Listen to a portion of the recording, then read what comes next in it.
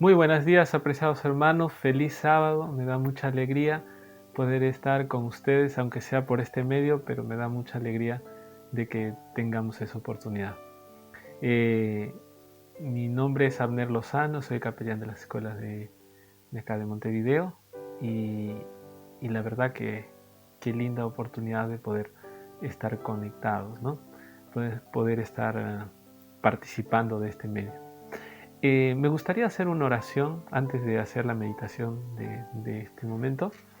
Me gustaría hacer una oración. Querido Padre que moras en el cielo, te agradezco, Señor, porque nos das la alegría y el gozo de poder estar contigo, de poder saber que tu palabra es buena para nuestra vida y de que tu Espíritu Santo obra en nuestras vidas. Por eso te pedimos que al impartir tu palabra tú puedas obrar de la manera adecuada de vida, con la finalidad de que podamos ser llenos de ti, poder salir con el deseo de servirte mejor y más. En el nombre de Cristo Jesús. Amén, Señor. Bueno, eh, saben que me gustaría compartir con ustedes hoy el mensaje de uno de los libros de la Biblia. La Biblia tiene varios libros pequeños, ¿verdad? Y este es uno de ellos, un libro pequeño. Y este libro cuenta una historia que a los niños les encanta mucho, ¿no? Es la historia de Jonás. Yo cuando he contado la historia a los niños y a los niños les gusta esta historia. Y muchas veces los adultos vemos la historia de Jonás, obviamente no todos, pero muchos ven la historia de Jonás como una historia como para niños. Pero en realidad es una historia muy profunda, tiene conceptos muy interesantes y es un libro que está dirigido especialmente para un creyente, diríamos, para un miembro de iglesia. ¿Por qué? Porque es un libro que el protagonista de ese libro es alguien que es un profeta y que tiene serias dificultades, ¿no? Y que a veces podríamos decir que hace ciertas cosas que no debería, ¿no? Que no se espera de un profeta. Y a veces nosotros también, a veces, en algún momento, a veces hacemos cosas que no se espera de un creyente, ¿no? Entonces, Jonás es un libro que está muy direccionado como para un creyente. Y otra de las cosas que a mí me gusta mucho de este libro es que este libro es un libro que rompe paradigmas. Es decir, es un libro que en medio de los profetas menores, ¿no? Jonás es uno de los profetas menores, sucede algo, ¿no? Todos los profetas menores tienen una familiaridad, todos son mayormente visiones que Dios da y entonces ellos escriben. Pero en el caso de Jonás es diferente, es una historia testimoniada, es decir, el mismo autor cuenta su testimonio, así que es muy interesante. Otra de las cosas que también me llama mucho la atención es que es una historia inusual, ¿no? Porque el protagonista cuenta, ¿no? Todo esto, pero al final queda muy mal parado, ¿no? Porque esta historia nos hace decir, bueno, pero qué torpe Jonás, ¿no? Podemos hablar de Jonás. Y otra cosa que quizás yo podría añadir es que Jonás es un libro que también no tiene un cierre. ¿Cómo así que no tiene un cierre? Es un libro que no acaba. Es un libro que no tiene una conclusión, un cierre de la historia, sino es como que quedara el libro abierto. Y a mí me hace pensar este libro, se parece mucho a la historia del hijo pródigo.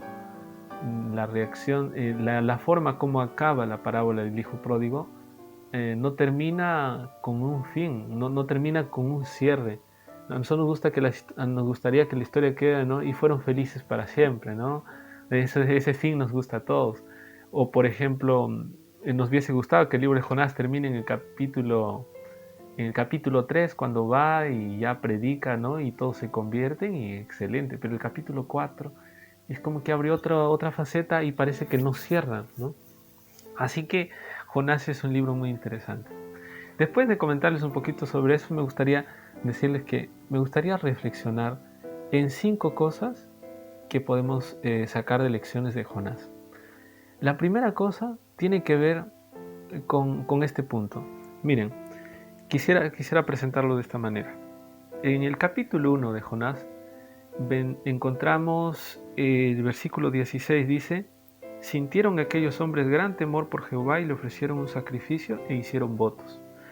Este versículo se está refiriendo a los marineros, ¿no? Los marineros eran personas que venían de un trasfondo no creyentes, ¿verdad? Eran personas que, si nosotros leemos unos versículos anteriores, vamos a encontrar que eran personas que eran idólatras, creían en muchos dioses. Cuando se dio la tempestad, ellos clamaron a sus dioses, dice el texto. Pero ahora en este versículo encontramos, dice que sintieron aquellos hombres gran temor por Jehová y le ofrecieron un sacrificio y le hicieron votos. Es decir, frente a una situación que ocurre, estas personas reaccionan y cambian, ¿no? Eso es muy interesante, este caso, ¿no? Los marineros. Ahora vamos con otros personajes de la historia. En el capítulo 3, en el versículo 10, encontramos otro caso. Y dice, mira así: vio Dios lo que hicieron y se convirtieron de su mal camino, y se arrepintió del mal que había anunciado hacerles, y no lo hizo. Es decir, acá está hablando de la reacción que tuvo Dios frente al arrepentimiento que mostraron los ninivitas. Los ninivitas se arrepintieron y entonces Dios dice, bueno, como se arrepintieron, yo ya no voy a destruir la ciudad. De esa manera nosotros encontramos que nuevamente acá este pueblo ninivita era un pueblo idólatra, un pueblo sanguinario, violento, y cuando Dios les da un mensaje, ellos reaccionan y cambian, se arrepienten. Sucede algo parecido con los marineros. Entonces, y acá hay una enseñanza muy interesante, ¿no? Estas personas eran ignorantes de las cosas de Dios. Conocían muy poco de las cosas de Dios, pero frente a lo poquito que recibieron, reaccionaron y se acercaron a Dios. Y qué contraste, ¿no? Con Jonás. Jonás conocía muy bien a Dios, pero no quería reaccionar a favor de Dios, ¿no? A lo largo de todo el libro vemos a Jonás como que siempre quiere hacer otra cosa, no quiere hacer lo que Dios quiere, ¿no? No se arrepiente, como vamos a decir, y ahí queda, ¿no? Sino que por un momento, pero después vuelta, ¿no? Entonces Jonás nos hace ver que saben que no basta con el conocimiento teórico que podemos tener de Dios. Nosotros podemos conocer mucho de Dios, pero eso no significa que a veces nuestras acciones acompañen ese conocimiento. Y eso no debería ser. Por ese motivo, que nosotros no solamente deberíamos buscar conocer de Dios, sino también tener una intención y un deseo de hacer su voluntad, ¿no? De buscar hacer la voluntad de Dios. Entonces no basta solamente con saber las cosas de Dios, sino que hay que comprometernos con esas verdades, hay que comprometernos con ese conocimiento que Dios nos da. Entonces la primera cosa que podemos resaltar acá es el conocimiento. El conocimiento, se podría decir que en este ejemplo podemos resumirlo de esta manera. Los ignorantes son más sensibles al llamado de Dios que aquel que conoce más. No quiere decir que sea una ley general que se aplique a todos, pero puede ocurrir eso, que alguien que conozca tan poco reaccione mejor que una persona que conoce tanto de Dios, ¿no? Entonces, es muy interesante eso. Ahora, otro caso que me gustaría mencionar, o otro punto que me gustaría mencionar, es este. En el versículo 3, el versículo 3 del capítulo 1 de Jonás dice: pero Jonás se levantó para huir de la presencia de Jehová a Tarsis y descendió a Jope, ¿no? Acá nos narra cómo Jonás huye, dice, de la presencia de Dios y se va a Tarsis. Dios le manda a predicar a Jonás. ¿Y qué hace Jonás? Jonás no obedece. Va a donde no debe ir, es decir, va a otro lugar. Huye de la presencia de Dios. Después, con todo lo que sucede, Jonás va y predica a Nínive. Pero después de eso, nuevamente en el capítulo 4:2, Miren lo que él le dice cuando Dios dice que ya no va a destruir Nínive. Miren lo que dice Jonás. Así oró a Jehová y le dijo, o sea, Jonás no le dijo eso a Dios. Ah, Jehová, ¿no es esto lo que yo decía cuando aún estaba en mi tierra? Por eso que me apresuré a huir a Tarsis, porque yo sabía que tú eres un Dios clemente y piadoso, tardo en enojarte y grande en misericordia, que te arrepientes del mal. En otras palabras, acá Jonás se enoja. Jonás se enoja, ¿cómo podría decir? Eh, Jonás tiene un problema con los ninivitas. Él no quería ir a predicarlos, y después que se arrepiente, él quiere que los destruyan. O sea, tiene un problema con los ninivitas. Y ese problema, un problema personal que tenía Jonás, impide que él pueda predicar el Evangelio. ¿Cuántas veces nosotros nos sentimos impedidos de predicar el Evangelio por justamente eso? Porque a veces podemos tener problemas personales que no nos dejan. Y por eso que esto no tampoco debería ser, ¿verdad? Pero ocurre. A veces un problema que nosotros podemos tener o con alguien puede impedir que nosotros le llevemos el Evangelio a esa persona. No permitamos que los problemas personales estén por encima de la misión, ¿no? Los problemas individuales con unos, con otros, que sobrepasen a la misión, ¿no? Ahora, entonces acá también podemos resumir de la siguiente manera, ¿no? A veces los problemas personales toman un valor más alto que a veces la misión, ¿no? Y eso no debería ser, ¿no? Nosotros tenemos que buscar siempre poner la misión por encima de nuestros problemas, por encima de cualquier diferencia que tengamos, ¿no? Vamos ahora al tercer punto, ¿no? El tercer punto es, me gustaría nuevamente mencionar un poquito, ahora ya el capítulo 4, versículo 3. Miren, dice, ahora pues Jehová te ruego que me quites la vida, porque mejor es la muerte que la vida. Acá encontramos a un Jonás que quiere morirse, ¿no? Y eso, ¿por qué? Porque él quiere que Dios destruya a los ninivitas. Quiere que Dios destruya a los ninivitas. Él cree que los ninivitas no merecen la salvación. Él quiere que los ninivitas se pierdan, es decir, no se salven. Y claro, nosotros quizás mirándolo ahora decimos, qué mal Jonás, ¿no? Pero si nosotros nos ponemos a pensar y analizar un poco el tiempo en el que vivió Jonás, y si nosotros podemos saber, ese pueblo, Nínive, era la capital de una nación que eran los asirios, y los asirios eran muy salvajes. Ellos usaban el amedrentamiento, la violencia, los asesinatos, los ataques terribles, para generar temor y miedo cuando ellos iban a conquistar. Así que ellos eran salvajes, hacían cosas muy sangrientas. Entonces, eso por un lado, o sea, eran, vamos a decir, bien malos, ¿no? Por otro lado, vamos a darnos cuenta de que ese mismo imperio, años después de Jonás, un tiempo después de Jonás, van a llegar a ser los que van a llevar como cautivos al pueblo de Jonás. O sea, y ese pueblo, los ninivitas, eran un pueblo que a los ojos de Jonás eran malos, ¿no? Y entonces, ¿qué sucede? Que Jonás veía que eran tan malos y que no merecían nada de Dios. Sin embargo, si nosotros nos ponemos a pensar y ver, ¿no?, cómo Dios trató también a Jonás. Jonás no era ningún buenito, ¿no? Jonás, por ejemplo, en el capítulo 2:10, nosotros encontramos ahí que Dios manda al gran pez, y dice que entonces Jehová dio la orden al pez, el cual vomitó a Jonás en tierra. Es decir, encontramos que Dios lo salvó a Jonás del gran pez. En realidad, miren cómo no, Dios provoca la tempestad, y esa tempestad lo obliga a que Jonás sea echado, y obviamente que ahí nomás podría haber muerto Jonás, pero Dios usa un animalito, ¿no?, un gran pez, para que trague a Jonás, y ahora que traga a Jonás, Jonás está salvo, es decir, no ha muerto, pero está como encarcelado.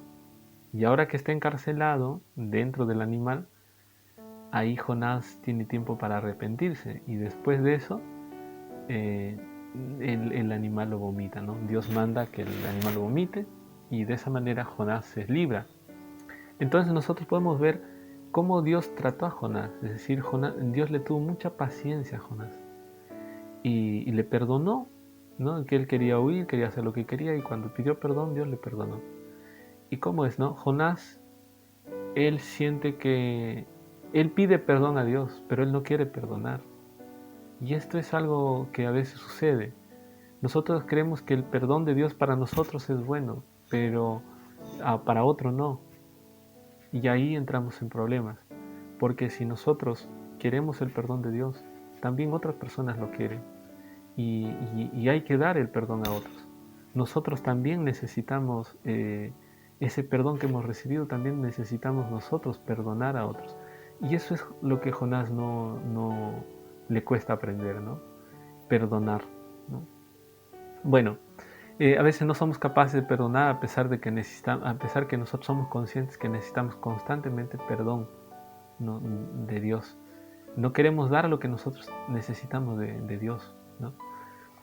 Otra cosa más que me gustaría resaltar es el punto este de que acá hay en toda la historia de Jonás, yo noto la constante guía de Dios en todo, ¿no? Por ejemplo, en el versículo 4 del capítulo 1, miren lo que dice.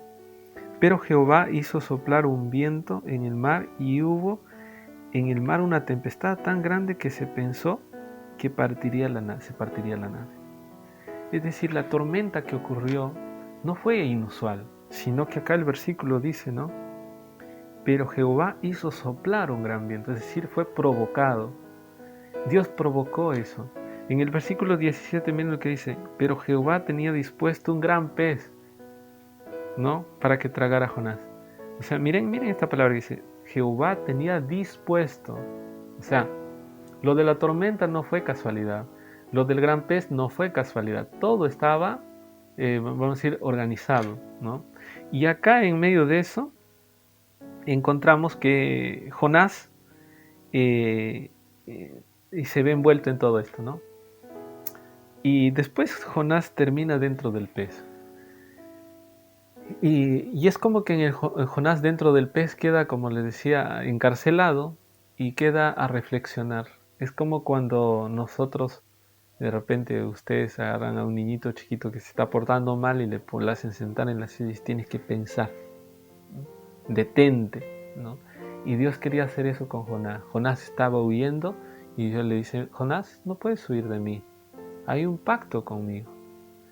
Tú te has comprometido conmigo, yo te he llamado, tú me has aceptado. Así que, mira, Jonás, tienes que detenerte y tienes que hacer cuarentena. Tienes que detenerte. Y Jonás tuvo su cuarentena de 3 días dentro del pez. Y toda esa cuarentena le sirvió a Jonás para que él reaccione y se dé cuenta que todo lo que estaba haciendo estaba mal. Y se arrepintió de todo su corazón y Dios lo perdonó. Es decir, cómo Dios nos induce, en este caso lo indujo a Jonás para ayudarle a pensar, ¿no? Como un maestro que educa, ¿verdad?, a su alumno. De la misma manera sucede también más adelante. Hay otra acción que Dios hace que muestra cómo Él es un maestro que educa a sus hijos, que nos va capacitando. Por ejemplo, si nosotros vamos más adelante en el capítulo 4, en el versículo 6 y el versículo 7, miren lo que dice. Entonces Jehová Dios dispuso una gran calabacera creciera sobre Jonás para que su sombra le cubriera la cabeza y le librara de su malestar. Jonás se alegró mucho por la calabacera. Pero al amanecer del día siguiente Dios dispuso que un gusano dañara la calabacera y ésta se secó. Acá hay otra cosa que Dios hace, ¿no? Dios, como ve que Jonás está enojado, quiere que Dios castigue a los ninivitas, Dios quiere enseñarle algo a Jonás. Y entonces Dios hace nacer una planta, una calabacera, y esa calabacera le comienza a dar sombra, y Jonás está contento, pero después Dios dispone, dice, a un animalito para que vaya y coma a en la raíz de ese árbol o esa planta, y entonces todo se seca. De esa manera, Dios le quería enseñar algo a Jonás. Le quería enseñar que él valoraba la calabacera sin él haber hecho nada, sin ningún esfuerzo. Él valoraba por lo que le brindaba, por lo que le daba, ¿no? Pero Dios hacía todo por los ninivitas, ¿no? Dios había hecho tantos esfuerzos por Nínive para que Nínive cambie. Y ahora que Nínive ha cambiado, ahora vuelta él se enoja. O sea, es como que Dios le está diciendo: Jonás, mira, eh, tú te valoras tanto esta plantita que tú no hiciste nada por esa plantita, y tú no entiendes que yo valoro mucho a estas personas de Nínive por quienes hice mucho. Y entonces es como que Dios le quiere hacer reflexionar y pensar a Jonás, ¿no? Dios usa diferentes maneras para tratar de ayudarle a pensar, a reflexionar a Jonás. Entonces vemos a un Dios maestro también, ¿no? Y ahora me gustaría mencionar el último punto. Y este último punto me gustaría leer, o más que leer, quizás fijarnos en algunos aspectos de esta historia.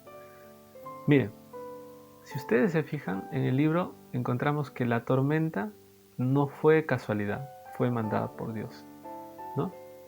Es decir, cuando hablamos de la tormenta vamos hablando de la naturaleza. La naturaleza obedece a Dios. Otra cosa sucede es que en el versículo 1:17 nos habla que el gran pez fue dispuesto por Dios. O sea, Dios mandó al gran pez. Nuevamente, la naturaleza obedece a Dios. En el capítulo 4, versículo 6, dice que Dios hace de que nazca una calabacera. Nuevamente, la naturaleza obedece a Dios. En el versículo 4:7 nos dice que un gusano vino y comió a la calabacera, y ese gusano lo mandó Dios también. Nuevamente, la naturaleza obedece a Dios. Y no nos quedamos ahí, sino que imagínense cuando Dios habla a los marineros, cuando Jonás está con los marineros ahí, ellos reaccionan y cambian. Y aquí encontramos que estos seres humanos que no conocían mucho a Dios reaccionan también hacia Dios. Y también ahora ponen su corazón dispuesto a que Dios los guíe. De la misma manera ocurre con los ninivitas. Estos reaccionan y Dios obra a través de ellos. Sin embargo, este es el punto. En esta historia, en la historia de Jonás, todos obedecen, menos Jonás. Todos hacen su parte.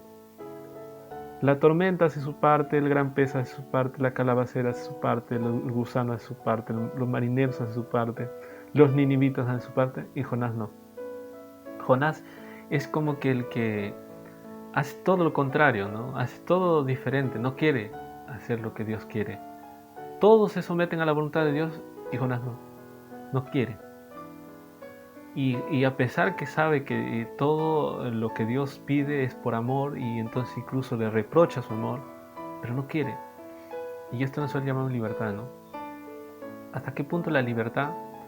A veces la libertad es buena, Dios nos creó con libertad, pero a veces mal usada, qué mal, ¿no? Y Dios prefiere que nosotros seamos libres que tener robots. Él prefiere que desde nuestra libertad nosotros le podamos decir: Señor, yo te amo, yo te quiero, yo quiero seguirte, yo quiero estar contigo. Aunque seamos cabeza dura a veces como Jonás, Dios prefiere que tengamos libertad a esperar que nosotros no lo tengamos. Por eso que Él lo dispuso desde el principio eso. Y por eso que la libertad es una linda oportunidad para usar esa libertad para decirle a Dios: Señor, yo te entrego mi libertad. Mira, Señor, yo quiero seguir tus pisadas, quiero seguir tu voluntad, ¿no? Y entonces, en resumen de todo lo que hemos venido hablando, nosotros podemos notar de que este libro nos muestra lecciones como, por ejemplo, lección del conocimiento. Es decir, ni siempre todos los que conocen mucho son los más obedientes, ¿no? A veces los problemas personales pueden interrumpir que nosotros prediquemos de Dios. A veces no queremos perdonar sin darnos cuenta que todo el tiempo necesitamos perdón de Dios. A veces no nos damos cuenta, pero Dios, como un maestro con mucha paciencia y amor, siempre nos está guiando, ¿no? Y por último, pese a todos los dolores de cabeza que la libertad ha traído al ser humano, porque el ser humano a veces no lo ha usado bien, pese a todo eso, Dios nos prefiere libres que robots. Nos prefiere libres que estar condicionados a todo y no pensar. Por ese motivo, Dios quiere que nosotros le entreguemos nuestro corazón. Dios quiere que nosotros podamos colaborar con Él, que nosotros podamos seguir su voluntad, pero desde nuestra voluntad, desde nuestra libertad, ¿no? Hemos podido ver que Jonás es un profeta que no le fue sencillo ser profeta. Tampoco es sencillo ser cristiano de verdad. Sin embargo, si nos negamos y buscamos ser dóciles en las manos de Dios, Él puede cumplir sus propósitos en nuestra vida. De lo contrario, seguiremos en muchas ocasiones huyendo de Él, enojándonos, haciendo diferentes cosas con tal de no hacer lo que Dios quiere que hagamos y con tal de a veces no hacer lo que Dios ve que es mejor. Por eso me gustaría leer un pasaje con el cual terminar. En el libro de Mateo capítulo 11, del 28 al 30, mira lo que dice. Venid a mí todos los que estáis trabajados y cargados, y yo os haré descansar. Llevad mi yugo sobre vosotros y aprended de mí, que soy manso y humilde de corazón, y hallaréis descanso para vuestras almas, porque mi yugo es fácil y ligera mi carga. Solamente cuando depositamos toda nuestra confianza, solamente cuando vamos a Dios y nos entregamos por completo, hay paz en nuestro corazón y somos capaces de perdonar lo imperdonable, somos capaces de obedecer, somos capaces de poder ser alumnos dóciles, somos capaces de poder dejarnos guiar por Dios. Por eso, hermano, en esta hora yo quisiera invitarte a que cuántas veces de repente tu relación con Dios puede ser tan inestable como la fue Jonás con Dios, pero el pasaje de hoy nos hace ver de que lo que necesitamos es entregar nuestro corazón a Dios y entregarlo de todo corazón y seguir sus pisadas, porque siguiendo ese camino, todo va a ser mejor. Hermano, que Dios te bendiga mucho y que pueda acompañarte ahí en donde estás. Me gustaría hacer una oración para terminar. Querido Padre que moras en el cielo, gracias porque tu palabra nos muestra, Señor, que en medio de todas las cosas que podemos ver a través de Jonás, podemos ver a veces que huimos de lo que tú nos dices, que a veces nos enojamos, que a veces no aprendemos. Sin embargo, tú estás con mucha paciencia, con mucho amor, ahí, Señor, guiándonos, orientándonos, tratando de ayudarnos a reflexionar, a pensar y a hacer las cosas mejor. Por eso te pedimos en este momento, Señor, te decimos que queremos entregar nuestro corazón y queremos pedirte que tú dirijas nuestras vidas, que nos acompañes. Bendice a cada uno de mis hermanos, guíalos, Señor, en el nombre de Cristo Jesús. Amén.